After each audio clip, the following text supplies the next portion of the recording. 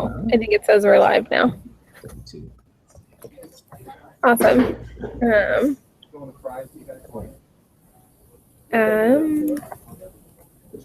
Trying to find the web page, making sure that we can see something. Awesome. I think we got it. Cool beans. So, Blaze, so you're sitting, and it looks like you got some rockets behind you. Can you tell us a little bit more about who you are and what it is that you are doing? Can you introduce us to SpaceVR? Yeah, sure. So my name's Blaze Sanders. I'm CTO at SpaceVR. And at SpaceVR, we basically want to allow everyone to experience the overview effect and feel what it's like to be an astronaut in virtual reality. So I'm here in my office currently. Two of my engineers are working alongside me, building our camera system and working on social media, and having a good time today. Awesome. So what kind of engineers do you guys have? So we're 5 team members with 3 engineers. We have a aerospace engineer. He majored in mathematics, aerospace engineering, and one other thing that I forget right now. We also have a Linux embedded engineer. He's building all the custom camera driver software so that we can do 4K resolution imagery in outer space. And then myself, electrical and computer engineer with a background in mechanical engineering, doing CAD modeling, things like that. Cool. So it sounds really tough to have 4K resolution coming from space. Can you tell me some more about how you guys plan to do that?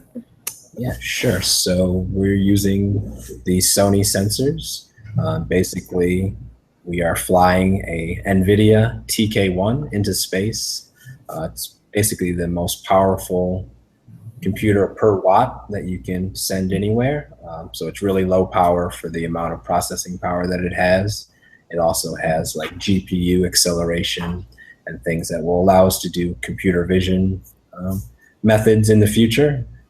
But basically, 8 cameras connect up to this TK1, the USB 3 interface, make sure all the data comes in correctly, and then we just try and write it to the hard drive as fast as possible. That sounds really awesome. So how long does it take for those images to get from what's happening in space to somebody's computer or to an Oculus headset? Yeah, sure. So we're able to capture it about 1 frame a second, and then we turn that into a time-lapse video that we beam down to Earth. We have a radio from Tethers Unlimited. It's a really great company in Seattle, and it can transmit video or data or any kind of imagery down at about 300 megabits per second at max speed. And for the mission, we're probably only going to run it at about 100 megabits per second. But then anytime we're over a ground station, so we have 3 separate ground stations that we have set up through a company called Atlas Space Operations. And during the 5 or 6 minutes that the satellite flies overhead, we beam down the data, and then within 2 or 3 minutes, we can have the information to the users. So for the very first satellite, Overview 1, it won't be live, but for Overview 2, we're going to allow users to do live streaming and actually control the satellite, because our long-term goal is live cinematic games in space. So cool. Yeah, that sounds pretty awesome. So you said live cinematic games. What is that, and what does that mean? Can you tell me more about that? It's top secret a little bit. We're going to be announcing it officially at the end of the year here as we raise our A round. But think Pokemon Go in space and have lots of fun controlling satellites from your phone or from your Oculus. Very cool. I heard from there was an article posted about some of the astronauts on the space station were trying to play Pokemon Go, and it's not currently available. So. We're not allowed to play. It's sad. So I think you'll be helping to to make some out of this world people really happy. That's awesome. Very cool. So it's from your guys' records, I think you guys have also changed your original 12 camera rig. Why did you guys change plans? And why are you using your own satellite? What makes you guys better than what currently exists? Yeah, so the 12 camera rig that we had on our Kickstarter used GoPro cameras. We were trying to do the mission as simple as possible inside the ISS, but we quickly learned that there was going to be a lot of political delays and just time required to do something on the inside of the ISS. And it also doesn't scale company-wise for us, enabling us to make enough money in the future. So we decided to go outside, build our own satellite, protect our own IP so that we can actually have the company be sustainable into the future. And so we switched to this new 8-camera rig. It lets us fly over the Earth anywhere we want to go, take pictures whenever we want. And it also lets us pivot to, say, a UAV company. If we were to fail on the space side of things, we could actually sell our hardware and all of our IP to a company with a flying robot, since the CubeSat is completely wireless, battery powered, and can transmit data wirelessly. It'd be like a self-contained 360 camera. So, It sounds really awesome. And no other cameras are space rated. So something like the Ozo or the Aura, we couldn't actually send those into space because they would either overheat or vibrate apart on rocket launch. So. That's pretty cool. So I didn't even think about that. How fast does the satellite have to go before it can get into orbit or be at the right place in orbit? Yeah, so for our first satellite, we go up on a SpaceX Falcon 9 and it docks with the International Space Station. And then the astronauts slowly push out the satellite. It goes 1 or 2 meters per second faster or slower than the space station.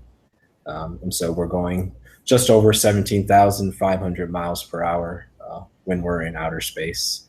And that's what keeps it in orbit. So like Mach 25, I think.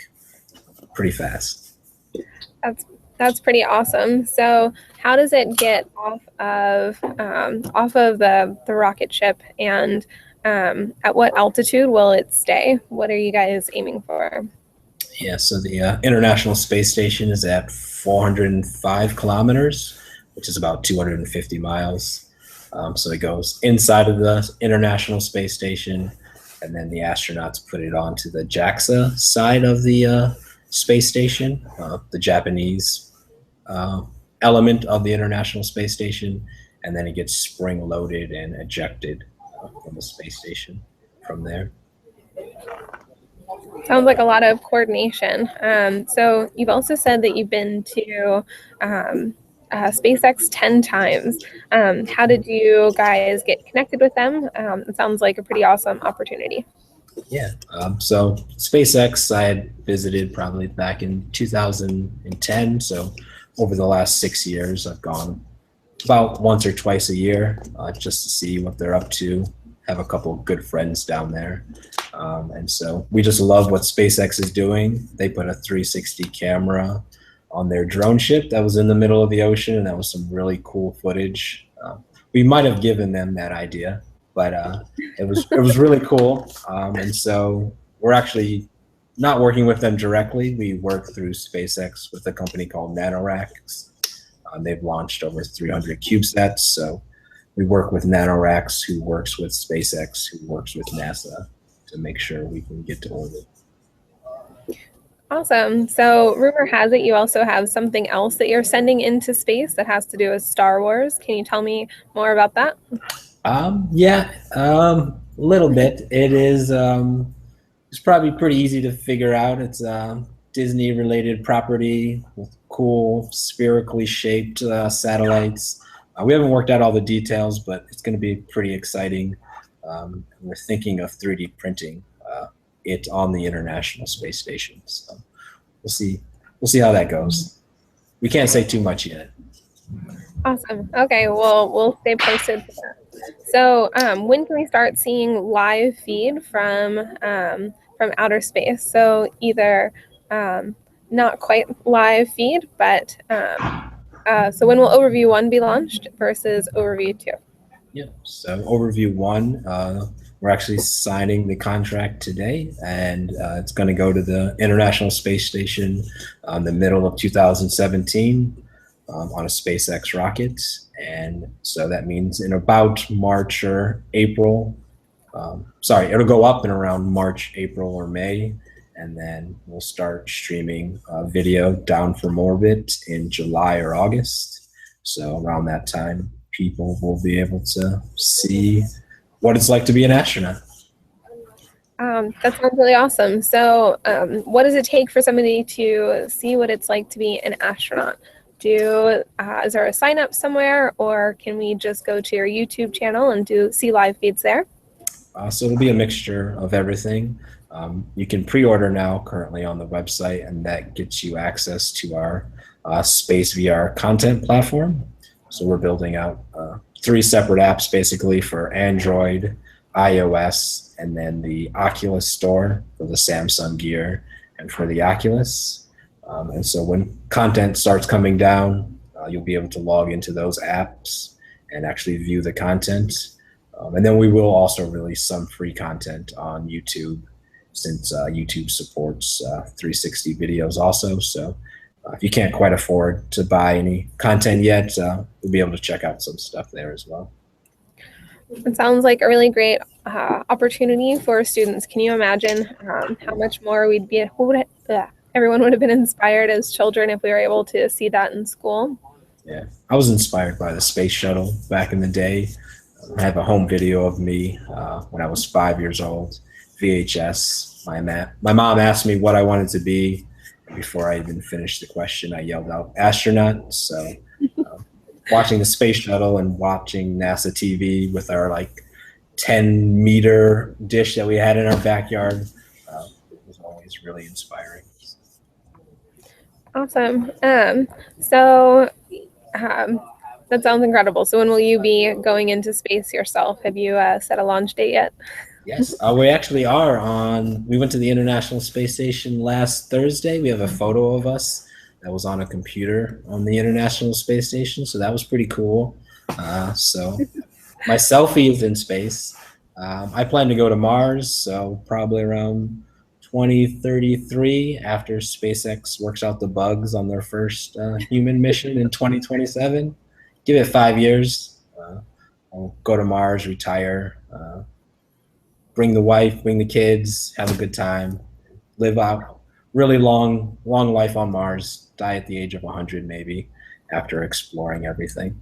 So it'll be fun. Sounds like it. If you like all that dust and sand and hurricanes. It's like being on a beach all the time. Awesome. So we do have a few questions from people on Reddit. Wanted to see if we could touch on those. Marcine wants to know, how do you involve more people in your VR experiences? So how are you getting more people involved in what it is you're doing? By involved, I guess just viewing the content. Is that what she means? Yeah. So how are you guys spreading the word about what it is you're doing? How are you guys gaining your audience? Okay. Just through social media, we hired a new communications intern, Tamoya. So we've been pushing on Facebook pretty hard with updates. And you can also stay connected with us on the Kickstarter that we did last September. So we're posting updates, things like our VR Kids program, where we gave away 4 free VR headsets to schools around the world so that kids can really start to get engaged with VR content and learn a little bit more about space and what we're doing. So I guess our Kickstarter, Facebook, Twitter, and then we're also posting free videos on YouTube, like I mentioned. We have a video of the SpaceX Falcon 9 first stage after it had come back from orbit and landed on the drone ship. So we have a really up-close view of that first stage, which is pretty cool to see. Yeah, that sounds really awesome. How did you guys come up with this idea to have live feed from space? So that was all Ryan, our CEO. back in January of 2015.